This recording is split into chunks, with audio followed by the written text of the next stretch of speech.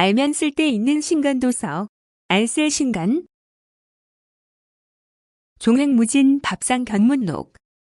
짜장면과 단무지는 어떻게 찰떡궁합이 되었을까? 중국 음식을 먹을 때는 반찬으로 단무지를 먹는다. 짜장면이나 짬뽕과 같은 한국식 중화 요리에는 단무지가 찰떡궁합이다. 특히 짜장면을 먹을 때 단무지가 없으면 뒷맛이 찝찝할 정도다. 한국인이 좋아하는 단무지의 뿌리는 일본 절임 채소인 덕후왕이다. 그러고 보면 중국 음식점의 단무지는 조금 특이한 부분이 있다. 한국 땅에서 중국 음식을 먹으며 일본 반찬을 먹는다는 한중일 합작의 독특한 식사 구조다. 중국 음식점에서는 왜 하필 단무지를 반찬으로 내주었을까? 처음에 중국 화교들이 한국의 중국집을 열었을 시기에는 한국인의 입맛에 맞는 김치, 깍두기도 있고 아니면 짠지도 있었을 것이고 아니면 중국식으로 짜차이나 중국 절임 채소인 파오차이도 있었는데 어째서 일본식 단무지를 반찬으로 내놓게 된 것일까? 우리나라에서 일본 다크왕인 단무지가 퍼진 것도 중국 음식점이 한몫을 했다. 짜장면, 짬뽕을 먹을 때 반찬으로 먹던 단무지가 분식집으로 김밥으로 확산되면서 한국인 입맛의 한 부분을 차지했기 때문이다. 옛날 중국 화교들이 한국에서 중국 음식을 팔면서 일본 반찬을 제공한 것에는 여러 이유가 있었을 것이다.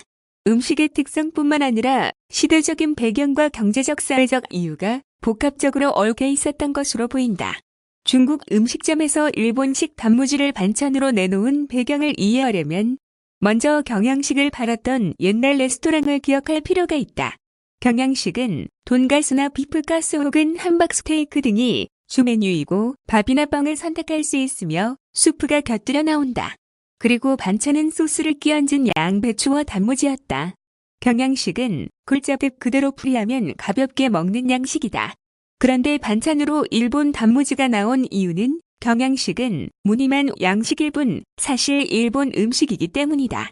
경양식 집에서 팔던 돈가스, 비프가스, 함박스테이크 등이 모두 서양 요리를 변형시켜 만든 일본 음식이다. 경양식 집도 실은 일본에서 유행했던 음식점이다. 모두가 일본식이니 반찬으로 일본의 단무지인 다크왕이 제공되는 것이 당연했다.